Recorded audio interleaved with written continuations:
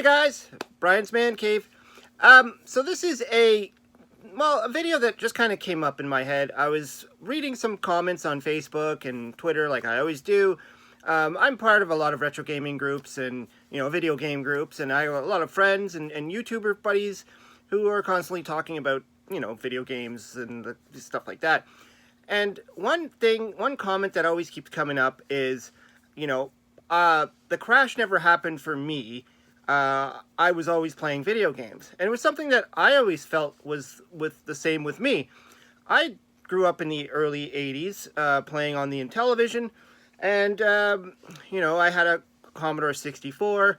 Eventually I got an Atari. And so I was always playing, all the way up until I got my Nintendo. So I was always playing these video games. And I never noticed the crash. I don't know if, in my brain it even existed until I've read about it. And I was like, really? There was a crash? So I titled this video, Was There Really a Crash? And what I'm meaning by that is, was there really a crash for you? Did you experience the crash? Did you grow up realizing that it happened? Now, just a little bit of backstory here, what it is, just in case you're not familiar with it.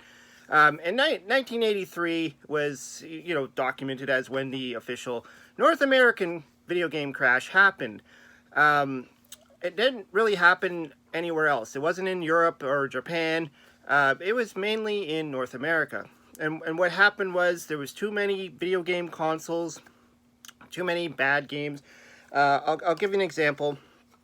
Chase the Chuck Wagon. This is for the Atari 2600. You had to essentially clip out dog food codes off the dog food packages and mail it in to Purina and I guess pay a little bit of money, and then they sent you this Atari game that's just not really that good. I mean, the game is just blasé. You're running around a little maze and you're just trying to get from point A to point B without getting hit by some ricocheting bone or something. The game is just terrible. And what happened was a lot of games were popping out that were just, third-party companies were making these games for profit. And the market just got flooded. That, and there was the waning interest in, at the time, console games. There were too many consoles on the market. It was just gone crazy. The arcades, people were not going to the arcades as often.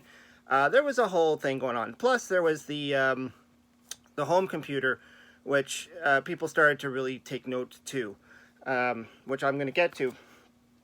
And of course, a lot of people like to attribute it to something like E.T. For the Atari 2600, which I've talked about lots of times, and I disagree. I don't think E.T. was a bad game. It was just a little bit misunderstood for a lot of people at the time. People didn't really understand how to play it. They didn't really read the instruction manual. It was too much hype. It was like one of the most hyped games, I guess, to come out, being that it was, E.T. was a big movie at the time, and we had people like Steven Spielberg thrown in there. Howard Scott Warshaw had to program it in a very limited amount of time, which I think he made a brilliant game. If you actually go back and play this, you can actually have a lot of fun with it.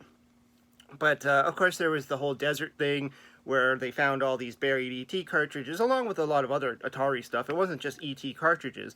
There was a lot of stuff there. But so that was, Atari was running through a lot of problems there. The console sales started going down with their later consoles, the 5200 and the 7800 and all that stuff.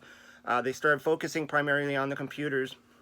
But for me personally, at that time, I didn't even notice it. I don't know if it was, maybe I was a little bit too young, maybe I wasn't the one going out and buying this stuff. I mean, I did start noticing that some of the prices were coming down on certain games, like Intellivision games were getting cheaper. But to me, that was just normal. Eventually things are going to drop in price. New stuff is going to come out. I was always playing on my Commodore 64. The whole time that this crash was happening, from 83 to 85, I didn't even notice it. Neither did my friends and my neighbors. We all had different consoles. My friend down the street had a VIC-20, a Commodore VIC-20, and across the street also had a VIC-20. I had other friends who had a Commodore 64. My neighbors had a Commodore 64. They had an Atari 7800. I had an Intellivision. It just goes on. Another neighbor down the street had a ColecoVision. My friend Adam he had a Coleco Adam. I don't know if it was because of his name they bought him that computer, but my friend Adam had a Coleco Adam, which was pretty funny. But yeah, we all had these video game consoles, and I was still playing them. I was still playing my Intellivision. I was still playing, you know, I loved games like, you know, Pitfall. I was even playing that on my Intellivision. I was borrowing it from a neighbor. And then on the Commodore 64, I was playing games like Ghostbusters, Impossible Mission.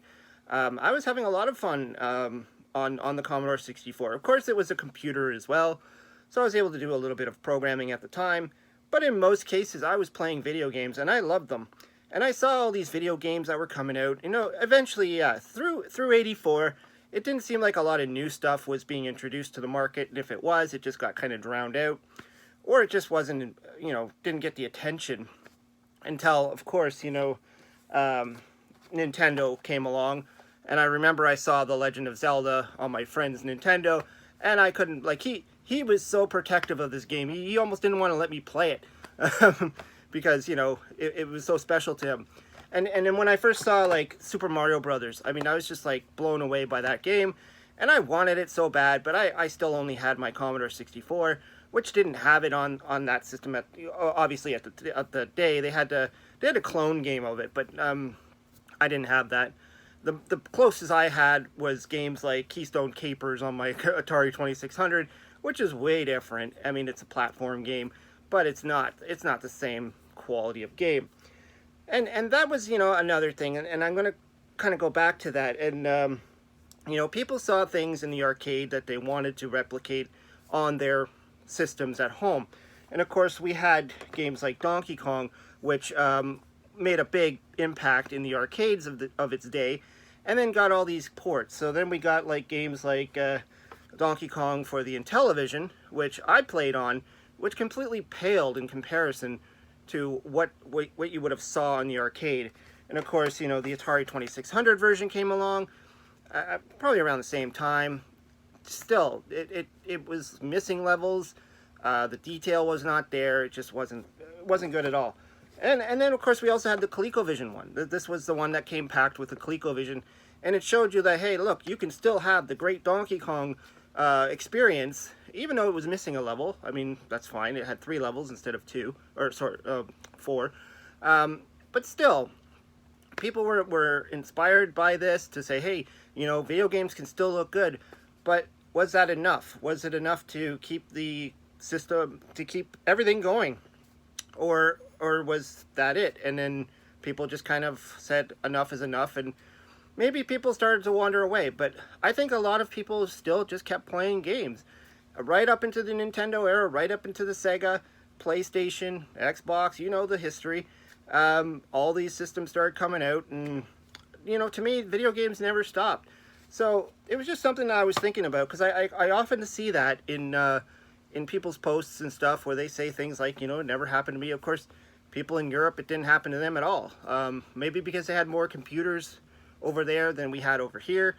I'm not sure. Like I said, I grew up with a Commodore 64, and I didn't know a whole lot of people who had a computer at the time.